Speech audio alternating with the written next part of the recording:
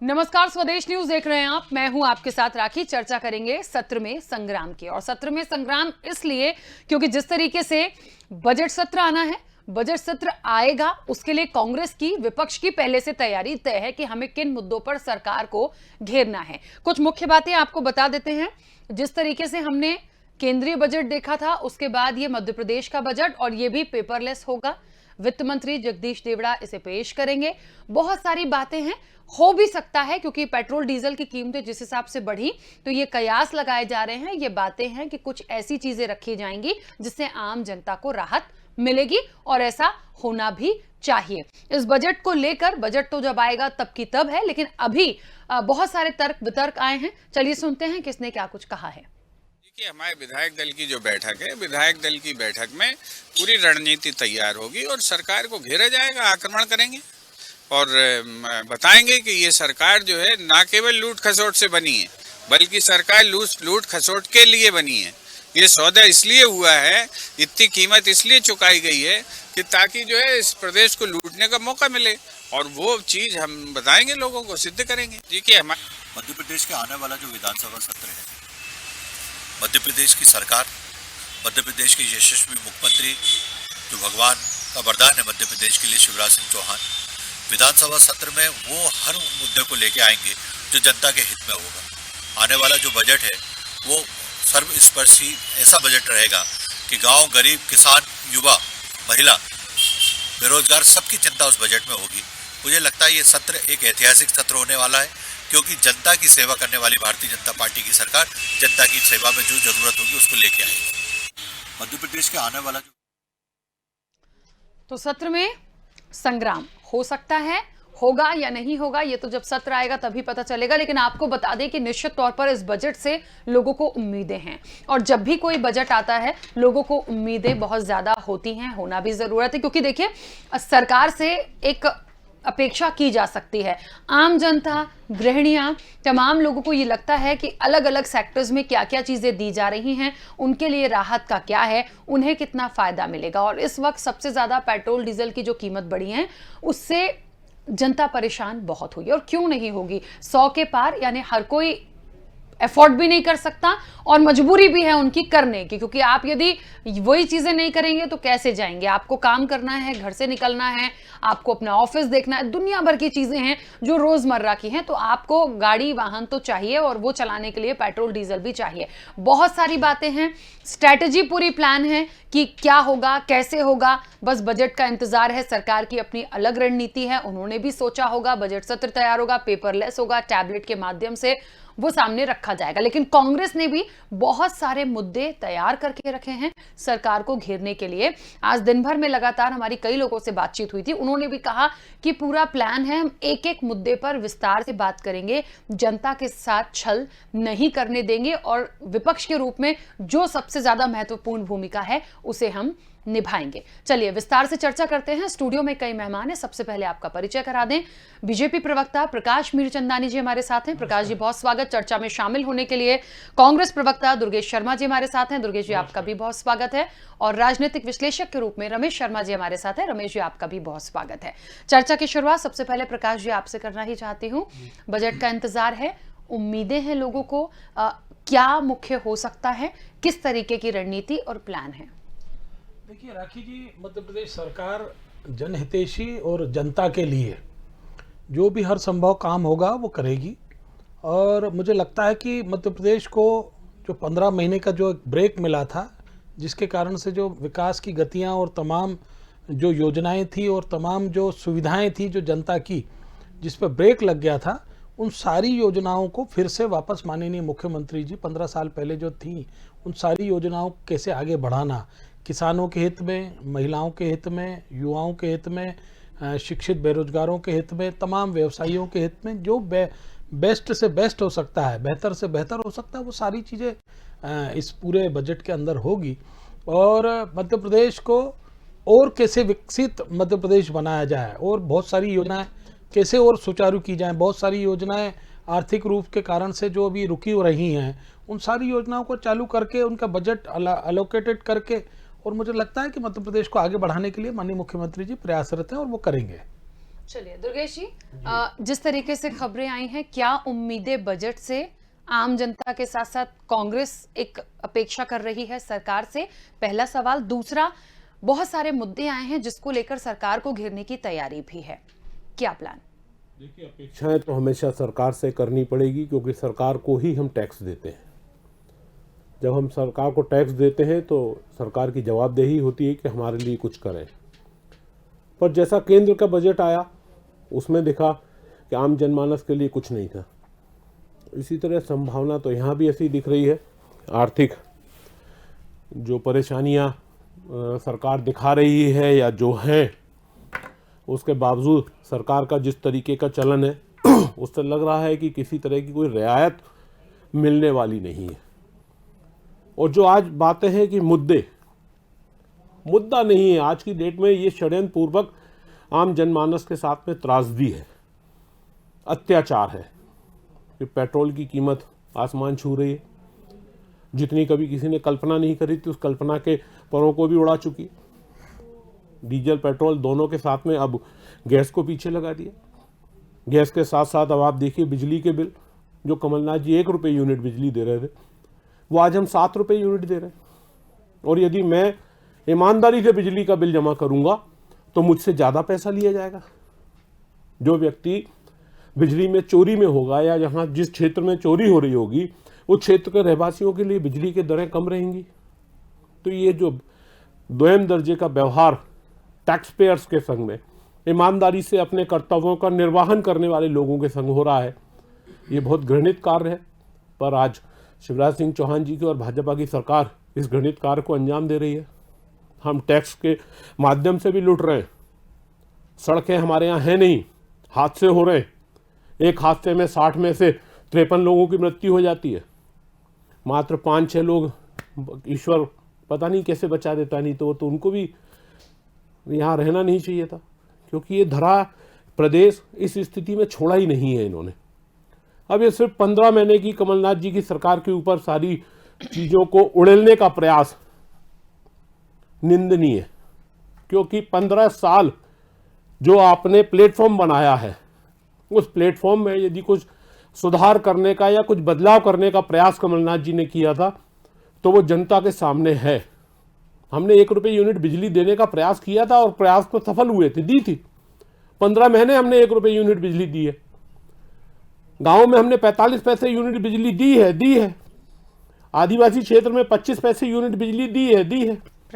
यदि हमने सोच के साथ में विकास के रूप में पर्यटन को बढ़ावा देने के लिए पैसा लगाया और काम किया तो किया है, तो कुछ बजट में दिखाई दे ऐसी कल्पना और सोच तो है, पर उम्मीद नहीं है। चलिए प्रकाश जी, 2 मिनट आऊंगी आपके पास। रमेश जी का भी पक्ष है। रमेश जी, क्या लगता है बजट किस तरह का हो सकता है या होना चाहिए, और बाकी विपक्ष जो अपनी भूमिका निभाएगा वो एक अलग बात है? देखिए, मोटे तौर पर पक्ष और विपक्ष का अपना एक सेट रहता है। पक्ष को हमेशा ये कहना है कि बजट बहुत शानदार है और जनहितैषी है और ये बिल्कुल स्वर्ग बना देगा। तो विपक्ष को ये कहना है कि इससे सबसे कंडम बजट है और धरती में गाड़ने लायक बजट है। तो अपना दोनों का सेट है, शब्दों में फ़र्क हो सकता है, लेकिन जहाँ तक मैं समझता हूँ ये बजट मिला जुला रहने की संभावना है। जहाँ तक राहत का सवाल है तो मुझे राहत की संभावना कुछ इसमें कम दिख रही है। उसका कारण ये है कि प्रदेश की आर्थिक स्थिति कर्जे से तो सरकार चल रही है, तो उस कर्जे से सरकार चलने में अगर वो राहत देंगे तो फिर सरकार को और कर्ज लेना पड़ेगा, और कर्ज भी ऐसी स्थिति में आ गया है कि बिल्कुल फाइनल लिमिट पर आ गया है, उससे ज़्यादा फिर वो ले नहीं पाएंगे। और अब तो सरकार ये सोच रही है कि क्या कुछ बेकार किस्म की संपत्तियों को बेचा जाए, उसके लिए उन्होंने परिसीमन प्रबंधन बनाया है, परिसंपत्ति प्रबंधन विभाग बनाया है, वो बेचेगा। तो सरकार की हालत खराब, रियायत की हमको उम्मीद करनी नहीं चाहिए। लेकिन फिर भी जो कुछ रास्ता वो निकालेंगे वो किस तरीके से दिखावटी रियायत 2 प्रकार की हो सकती है। एक तो वो होती है जो दिखती नहीं है, परोक्ष होती है, लेकिन उससे समाज प्रगति करता है। जैसे मान लीजिए सड़क का निर्माण होना, सड़क के निर्माण अप्रोच बनना, वो प्रत्यक्ष अप्रत्यक्ष जो है वो लाभ समाज को मिलता है। तो लेकिन प्रत्यक्ष लाभ किस तरीके से मिल सकता है, सरकार ऐसी योजनाएं लेकर आएगी, क्योंकि उनको नगरीय निकाय चुनाव भी लड़ना है, पंचायत चुनाव भी लड़ना है। किसानों के लिए कुछ एक आध चीज़ इसमें रियायत हो सकती है, क्योंकि इस समय किसानों का मुद्दा बहुत ज़्यादा है। जहाँ तक नगर का सवाल है, मध्यम वर्ग का सवाल है, तो जिस तरीके से मध्यम वर्ग ने शून्य में ही ताका केंद्र के बजट में, मुझे नहीं लगता कि इस बजट में भी मध्यम वर्ग को कुछ राहत मिल पाएगी। तो मैं इसको मिला जुला बजट ही देख करके राखी जी चलता हूँ। बिल्कुल। प्रकाश जी, आप अपनी बात रखिएगा, कुछ कहना चाह रहे थे पहले। देखिए, ऐसा है कि दुर्गेश जी कह रहे थे कि 1 रुपये यूनिट बिजली दी, तो मैं आपको बता दूं कि केवल 200 यूनिट 1 रुपये तक था। उसके बाद मल्टीपल वहाँ पर जो है डबल ट्रिपल हो जा रहे थे रेट। तो ये दिखावे के लिए केवल कि जो है साहब 200 यूनिट तक, और ग्रामीण इलाकों में 100 यूनिट पर था। तो ये केवल झूठ बोलना और छलावा करना, तो ये कांग्रेस ने किया था। यहाँ तो सच्चाई ये है कि किसानों को एक मतलब एक सीमित राशि में पूरे समय 5 हार्स पावर की मोटर, अब उसको 10 हार्स पावर तक कर दिया गया है। चलाने का एक फिक्स रेशियो लगा दिया था, और उसके कारण से किसानों की आय जो बढ़ी, जिसके कारण से सिंचाई का जो रकबा बढ़ा, और जिसके कारण से तमाम आप देखिएगी कि आज जितना उत्पादन हो रहा है वो मध्य प्रदेश में दिख रहा है। और उसकी परिणति है कि मध्य प्रदेश आज कृषि में पंजाब को भी बीट करके आगे निकल गया है। तो ये झूठी बातें करना कांग्रेस करती रहे, जनता समझती है, कहीं कोई दिक्कत नहीं है। दूसरी बात यह है कि इस बजट के माध्यम से जनता को जो राहत देना है, और वहीं उसके बाद जो विकास कार्यों में जो हमको ब्रेक लग गया था उसको कैसे सुदृढ़ करना है। सड़कों के मामले में दुर्गेश जी ने कहा, आज मध्य प्रदेश मुझे लगता है कि पूरे देश में सड़कों के मामले में नंबर 1 पे आने वाला है।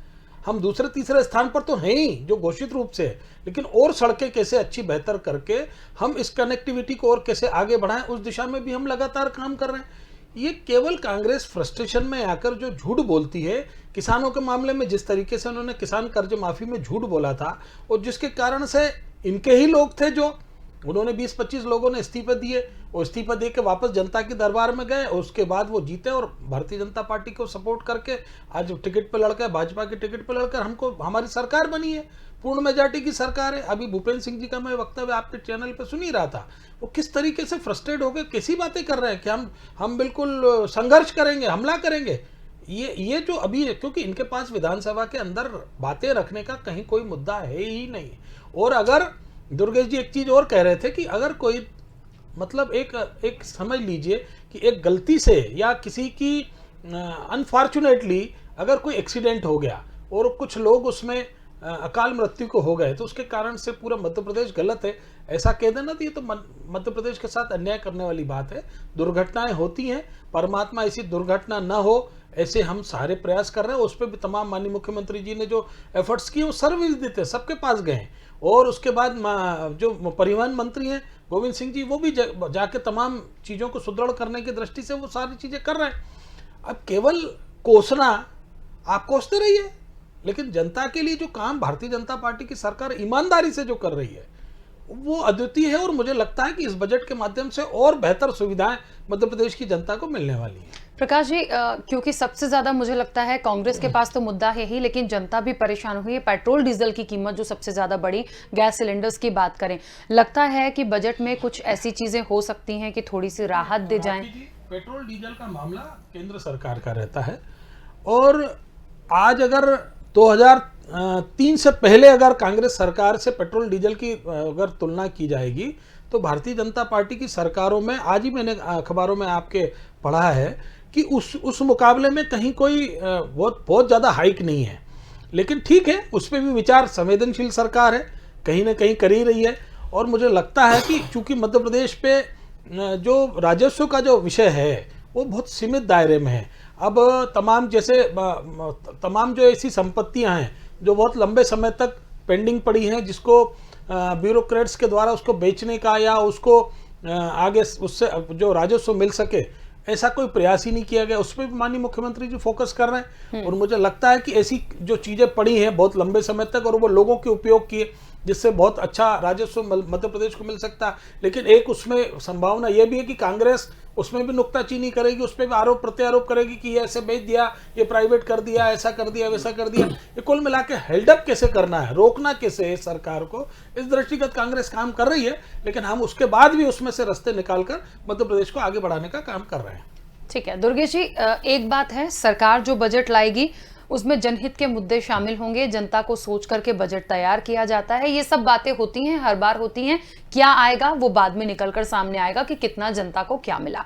दूसरी बात, कांग्रेस ने अपने मुद्दे रखे हैं, हमें इन मुद्दों पर बात करनी है, इस पर हम दबाव बनाने की कोशिश कर सकते हैं, और यदि काम हो जाता है और यदि कुछ बदलाव होता है, डेवलपमेंट होता है, तो वो निश्चित तौर पर कांग्रेस के साथ साथ आम लोगों के लिए भी ठीक होगा। यदि कोई किसी मुद्दे पर कोई चीज होती है कि पेट्रोल की कीमत कम हो जाए, डीजल की कीमत कम हो जाए, गैस सिलेंडर के दाम कम हो जाए, भले सेंट्रल से है लेकिन कोई चीजें बजट में आती हैं, काम होता है, उस पर आवाज बुलंद होती है, यदि वो कम होते हैं तो उसको सफलता मानी जा सकती है। ये बात का विषय हुआ।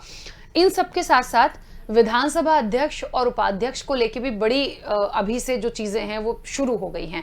क्या लगता है, जिस तरीके से भारतीय जनता पार्टी के आंकड़े हैं या नंबर ऑफ सीट्स हैं, अध्यक्ष तो इनका लगभग तय है, आगे क्या होगा वो देखा जाएगा। उपाध्यक्ष के लिए क्या करते हैं, क्या कांग्रेस की सोच है? कांग्रेस की सोच सदन के अंदर आपको स्पष्ट दिखाई दे जाएगी, चाहे अध्यक्ष का हो या उपाध्यक्ष का मामला हो। सरकार चाहेगी तो दोनों में चुनाव होगा, सरकार नहीं चाहेगी तो दोनों में चुनाव नहीं होगा। ये सत्तारूढ़ पार्टी का एक निर्णय होता है। जिस समय पहले कांग्रेस की गवर्नमेंट थी, उस समय सरकार ने जब आपसी सहमति की बात करी तो विपक्ष ने, भारतीय जनता पार्टी ने अध्यक्ष के खिलाफ प्रत्याशी लड़ाया था, तो मजबूरी में हमको उपाध्यक्ष का लड़ाना पड़ा, तो दोनों हमारे बने।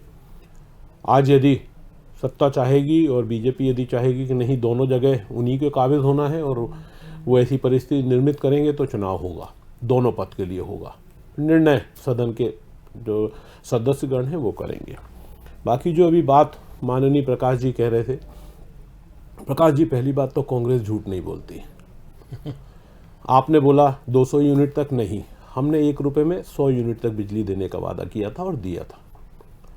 150 यूनिट तक 2 रुपए 65 पैसे पड़ता था। ये हमारा यहाँ का कांग्रेस के शासन का टैरिफ था। हम झूठ नहीं बोलते, आपको गलतफहमी थी, मैंने आपकी क्लियर कर दी। हम 200 यूनिट नहीं, 100 यूनिट।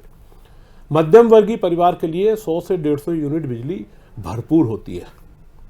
आप आज 7 रुपए यूनिट दे रहे हो सभी को, कहां 1 रुपए और कहां 7 रुपए, इसका अंतर को समझना चाहिए। अब आपने कहा कि साहब पेट्रोल डीजल की कीमतें केंद्र सरकार से तय होती हैं, ठीक है। मैं अभी आज रात को ही लौट के आया हूं। उत्तर प्रदेश के अंदर मुझे 9 रुपए लीटर डीजल कम मिला। मैंने पूरे यूपी बॉर्डर पे चल रहा था, एमपी यूपी बॉर्डर पे था, हर बार प्रयास किया कि यूपी में डीजल भराऊं, क्योंकि 9 रुपए का अंतर बहुत होता है। एक बार टैंक भराने जाता था 200-400 रुपए का फर्क आता था। तो अब केंद्र में यदि रेट तय करे हैं तो मध्य प्रदेश में 9 रुपए की लूट कौन कर रहा है? वो पेट्रोल पंप वाला क्या? नहीं, मध्य प्रदेश की सरकार लूट रही है हमसे। हम पे टैक्स ज्यादा लगा रखा है, ये आपको समझना चाहिए। इसलिए जब तक गणित नहीं मालूम हो या सही नहीं मालूम हो तो मत बोलिए, क्योंकि अभी आपने बिजली में गलत बोला, मैंने आपको क्लियर कर दिया। डीजल पेट्रोल में आप गलत बोल रहे हैं, झूठ बोल रहे हैं, वो भी आपका क्लियर कर रहा हूं। उत्तर प्रदेश से 10 रुपए यूनिट, 10 रुपए लीटर पेट्रोल भी महंगा है। तो ये दुर्भाग्य है कि मध्य प्रदेश में अपने आप को मध्य प्रदेश का सेवक या मध्य प्रदेश का मामा कहने वाला, 2 माह के साथ में काम करने वाला व्यक्ति मध्य प्रदेश की जनता के संग अत्याचार कर रहा है। इस अत्याचार को बंद कराइए, नहीं तो मध्य प्रदेश के अंदर जो उग्र आंदोलन होगा उसको आप और आपकी सरकार नहीं संभाल पाएगी। आपको प्रदेश के अंदर जनता की आवाज को अब दबाने का मौका नहीं दिया जाएगा। आप कितना भी अत्याचार करें, बजट में यदि आपने पेट्रोल डीजल के दाम कम नहीं करे तो आप ये मान के चलिए कि आने वाला समय, आने वाले दिन भारतीय जनता पार्टी के कार्यकर्ताओं तक को घर से निकलने नहीं देगी ये जनता। क्योंकि जब आप डीजल पेट्रोल के दाम बढ़ाते हैं तो सब्जी से लेके और रोटी तक की कीमत बढ़ जाती है और महंगाई चरम सीमा पे आ जाती है। जो किराना मैं 2,500 रुपए का महीने भर का लाता था, आज वो 4,500 और 4,000, मतलब दुगना हो गया। आप तुलना कांग्रेस शासन के टाइम की कर रहे थे, मैं उसी तुलना को आपको बता रहा हूं कि जब कांग्रेस शासन काल था तो 2,000 में घर का महीने भर का किराना आता था, जो सामान्य तौर पे किचन का सामान आता है। जब सब्जी के ठेले पे खड़ा होता था तो हफ्ते भर की सब्जी मेरे पास में 200 रुपए में आ जाती थी, आज 500-700 रुपए में 2 दिन की सब्जी आती है। तो ये परिस्थितियां आपने बिगाड़ी हैं। जो दाल उस समय 60 रुपये और 65 रुपये हुआ करती थी, वो आज 120 है। जो 60 रुपये 65 रुपये और 70 रुपये लीटर तक घर का किराने का तेल हुआ करता था, वो आज की डेट में 140 रुपये और 150 रुपये लीटर है। तो ये फ़र्क है। केवल डीजल पेट्रोल पे मत जाइए, हर चीज़ पे आपने आसमान के दाम बढ़ा रखे हैं, उनको कम कराइए। नहीं कम कराएंगे तो आपको जवाब देना मुश्किल हो जाएगा। ठीक है, चलिए, कितना हो पाएगा कितना नहीं होगा ये अब बजट के बाद पता चलेगा। कुछ कहना चाह रहे थे प्रकाश जी? आऊंगी, बस एक सेकंड। रमेश जी, दो मुख्य सवाल आपसे करना चाहती हूँ। एक पहला तो विधानसभा अध्यक्ष और उपाध्यक्ष को लेके, अभी तक नंबर ऑफ सीट्स देखें, सारी चीज़ों को देखें तो निश्चित तौर पर अध्यक्ष भारतीय जनता पार्टी का, विधानसभा अध्यक्ष लगभग तय माना जा रहा है अभी तक की बात करें तो। उपाध्यक्ष के लिए क्या हो सकता है? दुर्गेश जी ने कहा वो तो सरकार के ऊपर है, जैसा वो चाह ले महासदन के अंदर वैसा हो जाएगा, हर चीज के लिए वो तैयार हैं। आपके अनुभव के हिसाब से जो हम पूरा दृष्टिकोण देखते हैं राजनीति का, नंबर ऑफ सीट्स का और वर्तमान परिदृश्य, अध्यक्ष और उपाध्यक्ष के लिए क्या हो सकता है? और दूसरा, क्या वाकई में उतना दबाव बना पाएगी कांग्रेस, विपक्ष का अपना उतना अच्छा वो दे पाएगी कि पेट्रोल डीजल के वाकई में कोई दाम कम हो पाए? देखिए, मोटे तौर पर इसमें तो कोई शक नहीं कि उपाध्यक्ष विपक्ष को जाए कि सत्तारूढ़ दल को जाए, ये निर्णय सत्ता पार्टी को करना है, को करना है, भाजपा संगठन को करना है। ये बात सही है कि उपाध्यक्ष का पद हमेशा विपक्ष के पास रहा है, लेकिन पिछली बार कमलनाथ जी के समय, अब उसमें जिसकी की गलती है, सत्तारूढ़ दल की गलती है, विपक्ष की गलती है, लेकिन ये परंपरा टूट गई। सत्तारूढ़ दल दोनों ही पदों पर काबिज था, तो मुझे लग रहा है पता नहीं क्यों कि इस बार भाजपा भी ये कोशिश करेगी कि दोनों पद पर खुद कब्जा कर ले। उसके पीछे दो बातें हो सकती हैं। एक बात तो उनको कमलनाथ जी की सरकार का उस घटना का उनको प्रति उत्तर देना, दूसरा कहीं ना कहीं जिस तरीके से सरकार बनी, ये ठीक है कि बहुत नंबर की दृष्टि से वो बहुत कंफर्टेबल हैं, अध्यक्ष उपाध्यक्ष दोनों बहुत आसानी से निकाल लेंगे, उनको कोई समस्या नहीं होगी, लेकिन कहीं ना कहीं मंत्रिमंडल के चयन में थोड़ा सा क्षेत्रीय असंतुलन जो हुआ, ऐसी स्थिति में उनको महाकौशल को और विंध्य के लोगों को कहीं ना कहीं समावेश तो करना है। तो बहुत संभव है कि महाकौशल और विंध्य में से किसी एक को उपाध्यक्ष दे दें, किसी एक को अध्यक्ष दे दें। तो इस नाते मुझे लग रहा है कि सत्तारूढ़ दल ही दोनों चीज़ों पर लेगी, एक आकलन है। भविष्य में क्या होगा ये तो वही लोग जाने और प्रकाश जी ढंग से बता पाएंगे। दूसरा, जहाँ तक आपने बातचीत की, ये बात सही है कि कीमतें कम होने की संभावना कम है, और उसका कारण ये है कि सरकार, राज्य सरकार कहाँ खर्च कर रही है वो तो अपनी जगह है, लेकिन केंद्र सरकार जो पैसे खर्च कर रही है, कहीं ना कहीं देश को आत्मनिर्भर बनाने की दिशा में पैसे खर्च कर रही है। जिस तरीके से उदाहरण उन्होंने पेश किए हैं रक्षा के बजट को, रक्षा बजट लगभग उन्होंने 3 गुना किया है, और 3 गुना करने के बाद अपने हवाई जहाज, अपनी मिसाइल और अपनी चीज़ों को जो बनाने का काम शुरू किया है, और उसमें तो अब उनको निर्यात के भी ऑर्डर मिलने लगे हैं। एक बात हो गई।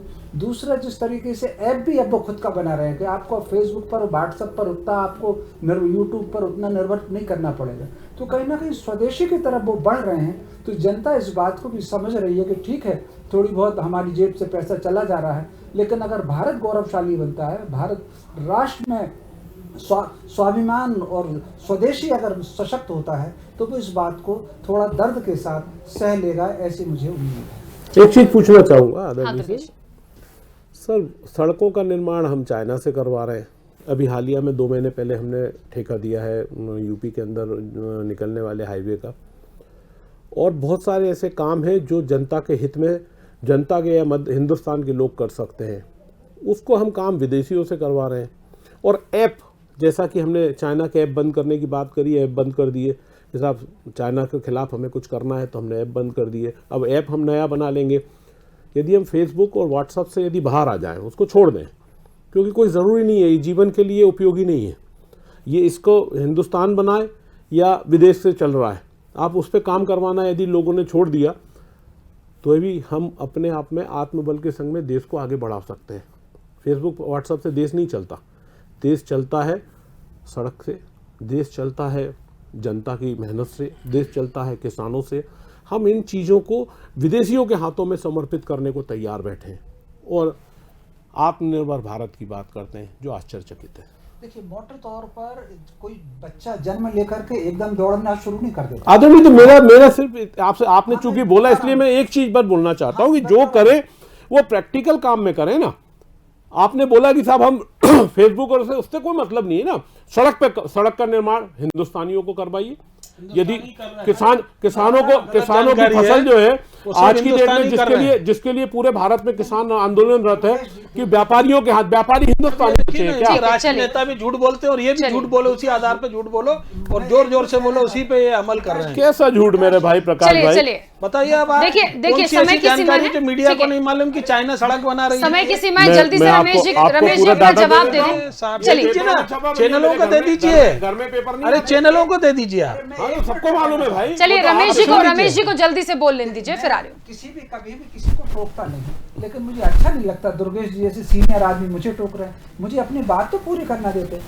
आप अगर 2016 के आंकड़े देखेंगे, 2016 के आंकड़े में चीन का व्यापार 92% था, जो अब घट करके 70% तक आ गया। तो कहीं ना कहीं 22% की उसमें गिरावट आई है। चीन जिस तरीके से हमारे घरेलू बाजार पर हावी है, उसको एकदम बाहर करने में एकदम बाहर नहीं होगा। उसमें कम से कम 5 वर्ष और अधिकतम 10 वर्ष लग सकते हैं। तो ऐसी स्थिति में सरकार धीरे धीरे उस पर कदम बढ़ा रही है। 70% आ गया। अभी जो कल परसों की घोषणा आई थी, उन्होंने ये कोशिश की है कि 2022 तक वो गिर करके 50% तक ले आएंगे उसके व्यापार को। तो मैं समझता हूँ ये धीरे धीरे कम होगा और हम चीन से पूरी तरीके से मुक्त होंगे। चलिए, क्योंकि समय की सीमा है, प्रकाश जी जल्दी से अपनी बात रखिए। नहीं, देखिए ऐसा है कि कांग्रेस जो डीजल पेट्रोल के भाव में जो कमी करने की बात कर रही थी, तो कांग्रेस ने तो अपनी सरकार के समय में घोषणा पत्र में कहा था कि हम जैसी सरकार में आएंगे हम 5 रुपए टैक्स कम करेंगे। तो कमलनाथ सरकार ने तो टैक्स कम ही नहीं किया था और बल्कि उल्टा टैक्स बढ़ा दिया था। अरे हम तो करेंगे ही, हमारे लिए आप हमें मत बताइए। ये टेम्परेरी, सुन तो लीजिए, ये टेम्परेरी हाइक है। अरे भाई 5 वर्ष सरकार चलती नहीं, आप मेरी बात सुन लीजिए ना। आप लोगों ने झूठे वादे किए ना जनता के साथ, चाहे किसान के मामले में झूठा किया, चाहे ये पेट्रोल डीजल पे रेट कम करने का मामला किया था, ये तमाम चीजें आप लोगों ने की थी, झूठ बोला था। लेकिन हम फिर मैं बता दूं, ये जितनी भी प्राइसेस है, जो षड्यंत्र करने की आदत आप सुनते ही नहीं है। मैं जो कह रहा हूँ, ये जो टेम्परेरी जो हाइक है डीजल पेट्रोल की, ये बहुत जल्दी नियंत्रण में आने वाली है और ये केंद्र सरकार भी नहीं करती है। ऑयल कंपनियों को स्वायत्तता, अरे भाई, अरे पहले सुन लो यार। इन जो प्राइजेस के मामले में जो तेल कंपनियों को स्वायत्तता दी थी, वो भी मनमोहन सिंह सरकार ने ही दी थी, कोई बाहर से नहीं दी थी। और भारत सरकार, यदि विश्व में कच्चा अरे भैया सुन तो यार, दाम कम होगा, सुनो तो, कच्चा तेल धरातल पे 20 रुपए। अरे मेरे भाई, किसने कह दिया? आज 70 रुपए क्रूड ऑयल है, $70। शासन में 130 रुपए था, कांग्रेस शासन में 130। चलिए, समय की सीमा है, प्लीज। तब डॉलर की कीमत कम थी। प्रकाश जी, दुर्गेश जी, डॉलर प्लीज चुप हो जाइए। समय की सीमा है। हम करेंगे। देखिए, चर्चा यदि पेट्रोल डीजल पर चलेगी, कम ज्यादा पर चलेगी, आरोप प्रत्यारोप यदि ऐसे ही लगते रहेंगे तो चर्चा और आगे तक चली जाएगी। समय की सीमा है। आप सभी मेहमानों का बहुत शुक्रिया इस चर्चा में शामिल होने के लिए। तो आपको बता दें, सत्र में संग्राम इसलिए हो रहा है संग्राम की बात क्योंकि कांग्रेस कई सारे मुद्दों को लेके और खास तौर पर महंगाई, पेट्रोल, डीजल, गैस सिलेंडर के दाम, कानून व्यवस्था, महिला अपराध, तमाम चीजों को लेके बिल्कुल प्रिपेयर्ड है कि उसे क्या बात वहां करनी है।